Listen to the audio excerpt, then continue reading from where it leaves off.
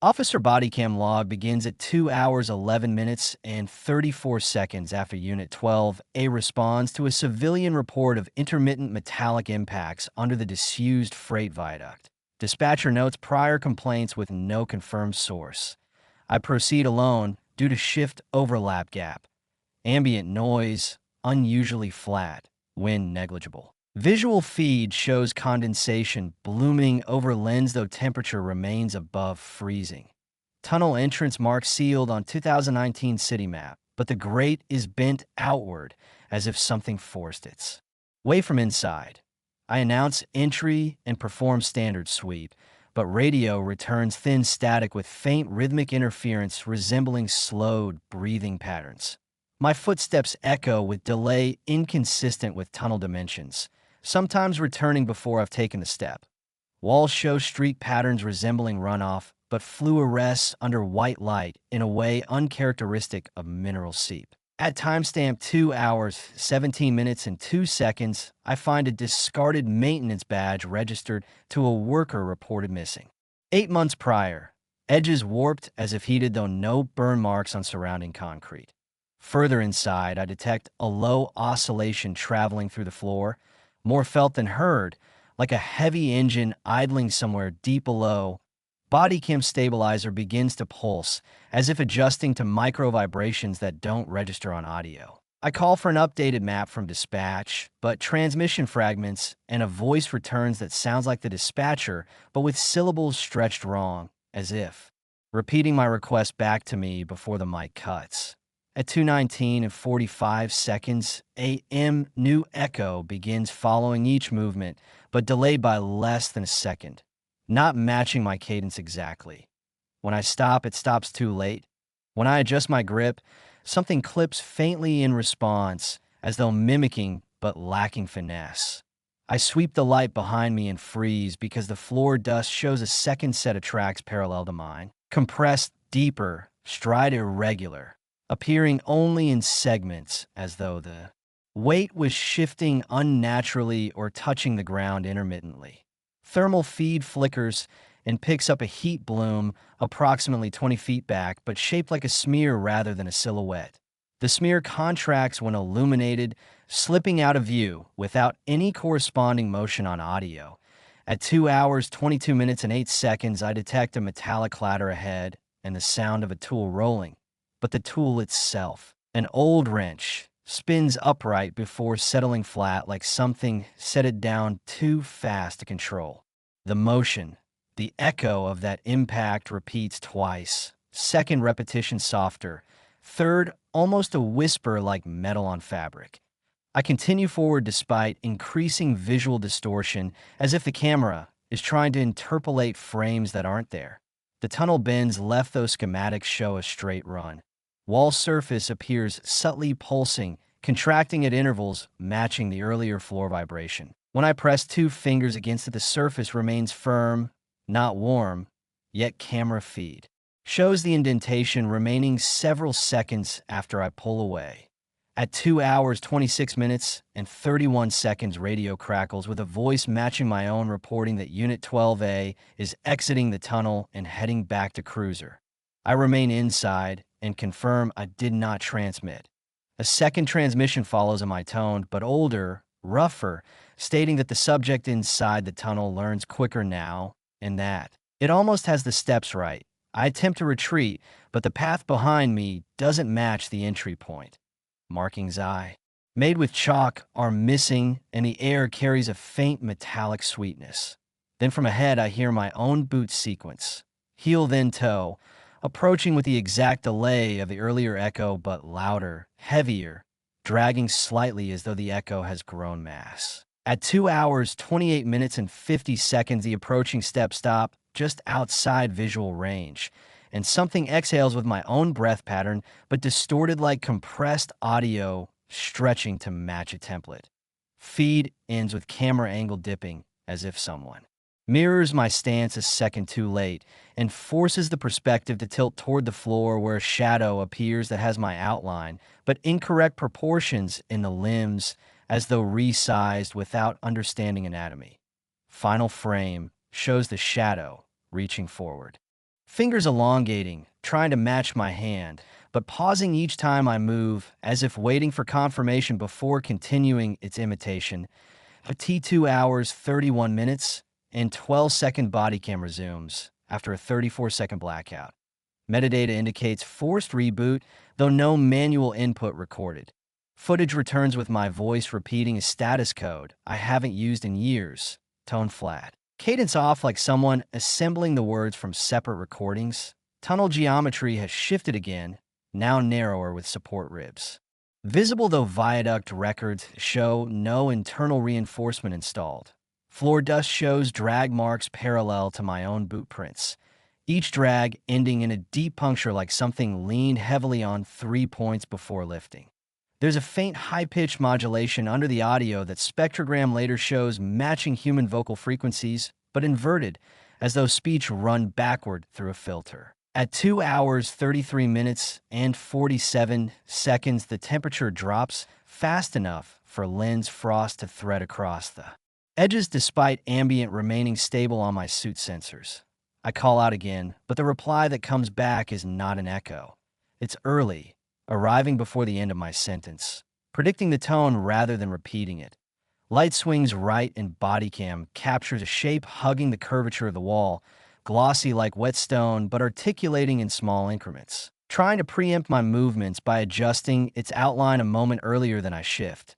Telemetry logs note microsecond desync between the light source and its shadow, as if the mask responds before illumination hits. At 2 hours, 36 minutes and 9 seconds, I find the missing maintenance cart overturned, but the crate inside is arranged neatly, each tool laid out in precise alignment, except for one spot where a large item should be. Edges of the empty space show deep compressions like fingers pressed down too hard while measuring size. I kneel to inspect, but the audio picks up a staggered breathing layered with my own. The second track delayed by half a beat and ending in a clicking resonance in the back of the throat. Floor vibration increases and support ribs emit a low groan not correlated with any environmental factor. I move forward and the tunnel ceiling slopes down abruptly, though I never observed a grade. Headlamp angle tilts and illuminates a figure ahead, standing perfectly still. As I approach, the outline gains clarity and I realize it's me. Same uniform, same gear, but posture rigid like a mannequin placed to block the path. Its chest rises in sharp increments like it's learning how to breathe. I call out, but its head tilts a quarter second too late, not following sound but replaying motion already executed. At 2 hours, 39 minutes and 52 seconds, it takes a single step backward without shifting weight, foot landing too quietly, as though simulating impact rather than making it. When I raise my light, the figure flickers, frame skipping. And in one skipped moment, its limbs appear longer, proportions recalibrated between frames. I attempt to circle. But each time I shift, the figure anticipates, creating mirrored paths that funnel me into a narrowing choke point. Tunnel walls now show impressions of hands, dozens, each pressed deep enough to distort concrete, prints stretched like whoever placed them was testing different shapes. At 2 hours, 42 minutes, and 18 seconds, radio bursts with overlapping transmissions. My voice whispering unit codes out of order. The dispatcher's voice repeating back phrases I never said. And underneath, both a low, raspy attempt at speech, forming incomplete words as though something is still trying to find compatible sounds. Figure ahead suddenly jerks, head snapping to angle identical to my current pose down to the micro tilt. It starts moving forward slowly, but each step lands before the motion visibly begins, as though physics adjust to its intent rather than action. My heart rate spikes, and the cam tremor increases. I back away, but the walls ripple in sync with my breathing, narrowing every time my pulse rises. At 2 hours, 44 minutes, and 3 seconds. The figure stops an arm's length away. Its face resolves into mine, but the eyes remain matte and deep like unlit rooms. When it opens its mouth, audio feedback spikes, and a layered chorus of my voice repeats the last thing I said 3 times. Each repetition slower and wetter. Hand reaches toward my shoulder, fingers arranging themselves mid-reach as if deciding the correct number of joints to mimic. Footage ends when shadow distortion surges around contact point, clipping entire frame into black with a single whispered vowel stretch to 8 seconds.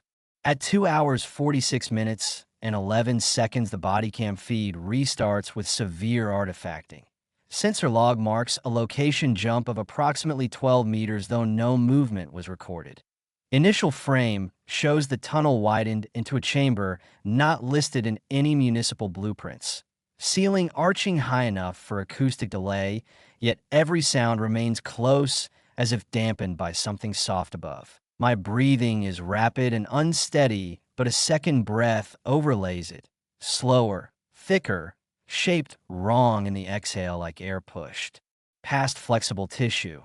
Ground is littered with maintenance gear arranged in concentric rings, each tool placed handle outward as though inviting retrieval. In the center of the ring, a dark, wet mark pulses faintly, not spreading but tightening like a heartbeat. At 2 hours, 47 minutes, and 33 seconds, I whisper a location request, but the response arrives before I finish. My own voice stating coordinates that do not exist within county limits. The coordinates repeat 3 times, pitch lowering until the final repetition is almost a growl. Camera swivels involuntarily and captures movement on the far wall where faint human silhouettes, at least 6, are projected without any source of backlight. Silhouettes contort in slow-motion versions of my prior stances, as though replaying my posture history out of order.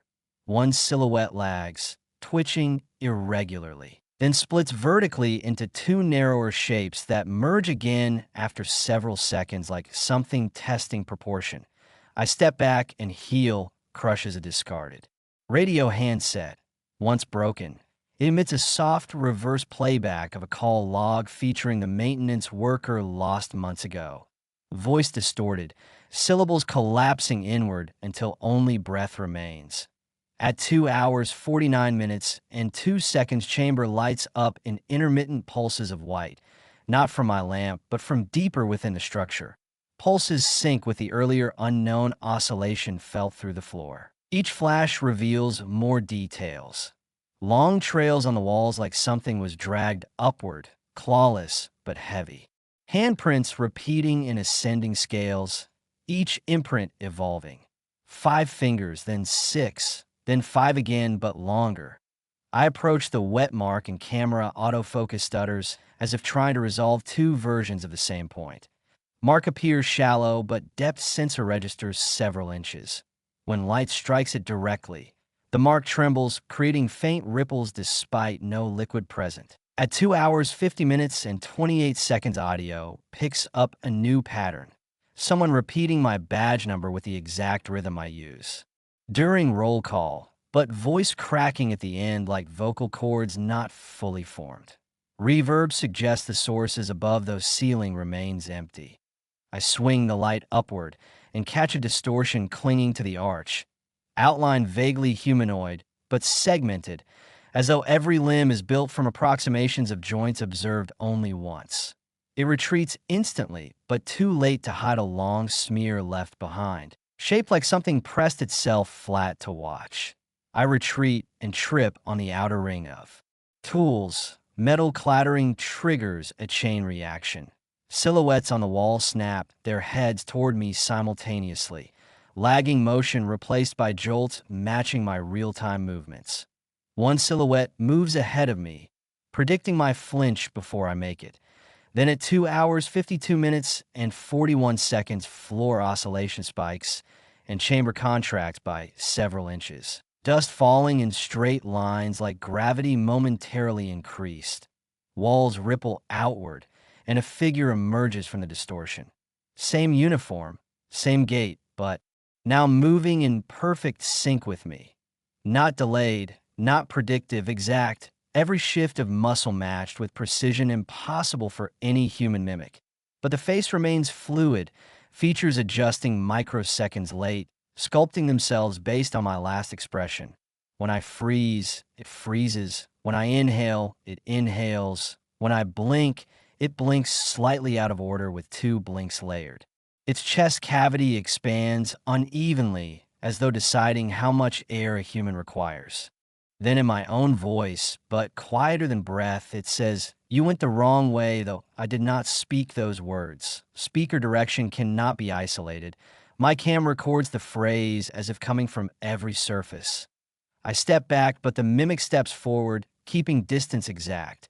Chamber lights pulse faster, revealing more figures emerging from walls like reflections stepping out of mirrors misaligned.